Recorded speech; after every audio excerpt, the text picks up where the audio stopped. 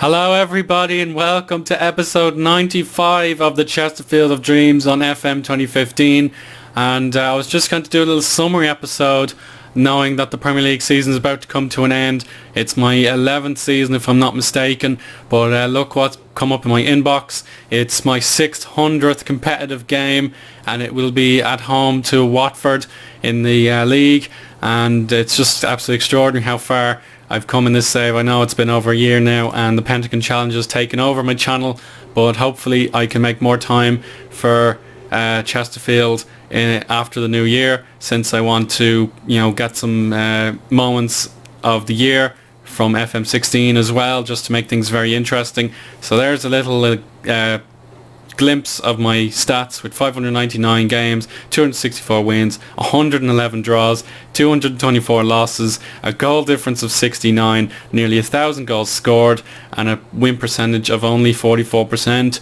And we haven't spent too much money throughout the years.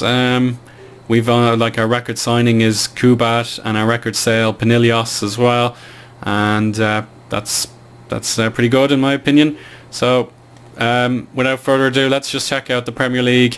And the bad news is that I cannot possibly reach Manchester City and get the Champions League spot anymore. We had a poor end to the season, and the best we can possibly do now is 5th, and the worst we can do is 7th. So it's another one of these iffy situations that I hate on final days. So what on earth happened? Well, the last game I reported on a good few weeks ago now was Sheffield United, which we won, but then we had an absolute nightmare 2 games in a row, starting with another blank at home where we usually rip teams to shreds at home. We completely deserved to win this game. We just couldn't score. I don't know what was wrong with my players that day. And then against Brighton, which would have kept us in the race for 4th, we needed to win this game, and we went behind, but then an own goal by Miroslav Kaser saved our blushes from the relegated Brighton. Yeah, they're relegated, so to draw that game is very poor. So we play a Watford team which has absolutely nothing to lose or to gain. So by winning this game, it'll at least end the season on a high. And just one or two other things I'd probably want to mention. First off, I'm signing a new left back to replace Sean Kavanagh for the long term, and I'm surprised no one else wanted him. He was very, very cheap, and he's fed up of the second tier. It's Magnus Carlsen of West Bromwich Albion. He's had a very good season in the Championship. Well, maybe not brilliant because he's played nearly every other game, but he'll be hopefully a star player in the future, and he hasn't had too many injury problems. So hopefully our rotation policy will suit him, and he'll get plenty of games. So to get him for his value and a reasonably enough contract, cheap contract, is good news for me, and I look forward to see what he can do. Other players I'd want to sign, I'd need more centre backs, since I have 3 or 2 very unhappy centre backs, and I may want to get new strikers in as well. Mark Davies, for example, he's injured. I'll probably give him back to Man United. And Ashley Watson has committed his future to Tottenham, which is really bad news for me. I wanted to poach him on a free transfer. That's not going to happen. I couldn't do it, unfortunately. He's still tied down to the club and I can't give him back. However, I'm trying to nail down Yara Mesa for the foreseeable future, my greatest player in the club's history, and the El Capitan, as I love to call him. His value is pretty low at the minute, but look who were slipping around actually. Were Atletico Madrid and Arsenal. They wanted to sign Mesa, but that's not going to happen. But I've named my team for rotation policy, just as sort of one-off game at home to end the season. You can see I've replaced a few players here and there, but without further ado, let's head into the match screen. Okay, it's match day, and it's not really, it's kind of like my episode I've uploaded in the Pentagon Challenge, which is a first versus last kind of game. It doesn't matter too much, but I would love to finish 5th. That would iron our very good season in the league. I'll break it down in a little bit more detail after this match, and They have the likes of Josh Murphy, Ton Canham, Flores, Delu, and all these kind of people playing. And Yanga Biwa is on the bench. But let's just go to the team talk. Turn on the crowd sounds very loud compared to what I'm used to over on FM 16. And let's just say, give them one last performance. Let's get a goal in front of our fans and get cracking on more Europa League and domestic affairs. So let's just switch some of them around and get the game underway. Here we go. It's Callum Cook passing backwards to kick off, and Godwin Azuka is tackled early on by one of the Hornet players, and an early goal against Newcastle, which suits me just fine, no problems there. But our inferior goal difference means we'll have to go for the jugular and try and get some goals. Here's Godwin Azuka, tries to find his teammate Mesa, but it didn't work out. Knock for Mesa, not good. Let's push forward. I want to break these guys down. Kubat from Kinsella. Here's Cook. Azuka. Mesa. That's what he's capable of. A simple finish to finally break our little duck of failing to score. And as things stand, we cannot finish ahead of Man City. We'll be a point behind them if they lose today. But here's Godwin Azuka trying to find Mesa for the second time, but this occasion he failed to hit the target. And looking good for me thus far. Here's Bemboletta. Kubat. Boring. Azuka. Good save by Lattinen. We have a set piece to take. Not so good this time. Here's Shanahan. Back to Boring. Azuka. Low cross. We might try some more low crossing actually. Where is it? There it is. Okay. Here's another chance for Chesterfield. We are motivated for this game. Here's Kinsella and Cook. Neither of them able to score. But yeah, Watford just don't look up for this, and I'm glad because we need to get some goals on the score sheet really. Here's Yaramesa, goes for a cross, and that's gone in. It's 2-0, and Kinsella has had his best season ever. He hasn't really let me down ever before, and this is just going to show how good of a player he is. He continues to raise his own standards, and now it could be 3-0. Oh, it's well wide actually, and that's well over the bar. And again, it's a Spireites non-stop pressure. Could this be 3-0? Oh, how was it crept in? No, how was it not crept in, I should say? How? It should have been a goal. But never mind, we are cruising at the minute, and Watford are a very tough opponent. Never forget the kind of games we've had with them in the past, but there you go. Let's breathe for just a sec and rejoice in a fantastic first half. Let's go assertively. I'm very, very happy what I've seen, but we can definitely get some more goals.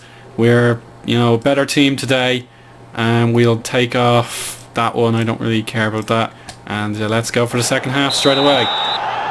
Darder and Hill work together from the kick-off to get it out wide, but Bemboletta shepherds him into touch. What can we do from this throw-in? Kinsella has beaten his first defender, and he beats him a second time. Azuka closed down, corner kick. It's curling outside. It's gone out for a second one. Will he go for another whip? No, it's not so good this time. Frank Reeves seems to be bored. I don't know why, but let's just keep our concentration. And just as I say, Kubat has tripped up his opponent in the box, and now Nitikovic has he's beaten the keeper one-on-one, and now we have a problem. Let's go back to standard, and we might want to make our change. And that'll do. I don't need to make a third substitution when we're winning, but hopefully we don't throw this all away and go in to full time with a draw or worse. Callum Cook tackled from behind, but the player did get the ball. Bemboletta to Azuka, tackled by Kalash. Canham has only Hill to play in, but Bemboletta had him prepared, and Delu, oh, it's a bit chaotic now. Shanahan can't clear. Kubat to Callum Cook. Yair Mensah easily tackled, but Brian Boring goes for goal, and I think that's in at the near post. It is, and that really is a weight off my shoulders. We cannot risk losing a game like this. Watford have nothing to play for. We have something to defend, and we are 3-1 to the good now. Perfect response from Godwin Azuka. A very good January signing in my opinion. Here's Ashley Watson, back to Tomas Forza. He wants to go all the way to the midfield with Frank Reeves. Kuba, and we have a nice triangle system going here. Yair Mensah and Kinsella, that would have been one of the great team goals. And let's get creative for the last 20 minutes. And it's definitely been Chesterfield this afternoon. A few other results, don't really know what they are yet. Here's Azuka to Tomas Forza, bursts into the box, and unfortunately he went for the finesse when a bit of power might have done. Arsenal, Man City are level. Hull and Huddersfield there. Liverpool winning. Man United champions guaranteed. Newcastle drawing, and Everton are staying up as things stand. It's Leeds who are going to drop ahead of Brighton, but behind Derby and the Toffees. That'll be another case of the blues for Everton. But how do they keep surviving as Forza goes for a near or far post shot, but it didn't go in. Here we go, final 2 minutes of my 600th game, and I'm really satisfied with how it's gone. And Christy Wilde scores for Queen's Park Rangers, and we will finish 5th in the league, which is very, very nice. A shame we probably wouldn't have gotten 4th place in the end, so no major regrets, but there we go. It's been another long season in charge of Chesterfield. It's been disrupted a little bit because of being that time of year with new games and all that coming out, but well done to my Spireites. Job well done. And Manchester City are going to the Champions League and we are not, but that's the way the ball was bounced. So without further ado, let's just get back into the menu and talk about how the league was won and lost for Chesterfield. And there we go. Let's see if there are any injuries to talk about. No, Leeds are down. Azuka can be proud of himself. We get 19 million euros, which will go straight into my transfer kitty, and that'll mean a lot to the club. We're one of the richest in the world now, which is extraordinary. But anyway, let's see the Premier League in full one last time. So we've lost 12 times this season. We've won 19 and we drew 7. So compare to the season gone by, and we have improved. But the year before, we had lost 10 times, won 19 and drew 9 with 66 points. And that was good enough to reach the Champions League, oddly enough, but our goal difference wasn't so good. So I'm relieved we turned our season around. It was worrisome that something would go wrong, but we'll compare the home and away records for you now. Look at this really poor start to the year. Like, losing the Community Shield to Man United was desperately sad, and then we also lost to them in the league, and despite a good start against Leeds, we capitulated and had to recover. Look at this run, for example. Martimo, we gave them a thrashing, and then we turned that into a great unbeaten run, which was taken away from us from Hull, an unlikely source. And then I'll need to refresh this, give me a sec.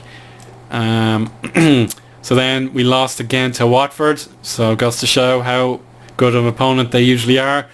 Then Man United came to town and wrecked it for us. We lost to Chelsea, really harshly, it has to be said. And then a poor run at the end of the year, including having to surrender our FA Cup crown, and it's either going to be Man United or Chelsea taking it away from us. And then we were knocked out in the Europa League. We really could have avoided that. We got destroyed by the Rams, and then we had a very good last 8 or so games, and that rescued our season somewhat. So we'll go back to the Premier League table for you now, and we'll check the home record, which is actually quite bad. We're much better than that most other years. Look at last year, for example, we got 41 points at home. This year we only got 34. and then the year before we got 38 points at home. How about the away record? Well, that is much, much better. We're only 4 points less well off than Arsenal, for example.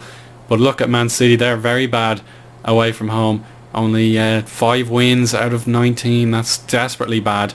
And the likes of Leeds had done a reasonable enough job away, but not compared to Manchester United, for example, who only lost 3 away games all season and were unstoppable at the Theatre of Dreams. The media prediction said we'd come 9th, so whoop-de-doo, we're still beating expectations. And then, let's just take a look. What do I want to look at, for example? How about the goals? Yeah, the goals we scored. We scored 71 times overall, conceded 55. And compare that to Man City, they only conceded 40 goals all season long. Newcastle conceded 43, which is curious enough. But you look at Man United, 98 goals, 10 past Arsenal, 6 past ourselves, 9 past Liverpool. It's just so much dominance there. And 71 goals is the 3rd best. So we're one of the best goal scorers in the league. We need to shore up our defence for next year. I know we have some great defenders, but they're still maturing, and they need to reach their full potential if we're going to be the likes of Chelsea or Man City in terms of defending. But that's all that needs to be said for today, guys. I hope you can enjoy the Chesterfield of Dreams as a secondary series now. I'll be doing much more of it in the new year if I have free time. I just want to make sure FM16 is nailed down, and judging by the likes, it's just been absolutely brilliant from day one, and I want to make sure that save is primed and ready for the rest of 2015 and 2016, of course. But until next time, I hope you enjoyed my 600th competitive match in FM15, and I'll speak again soon. Bye.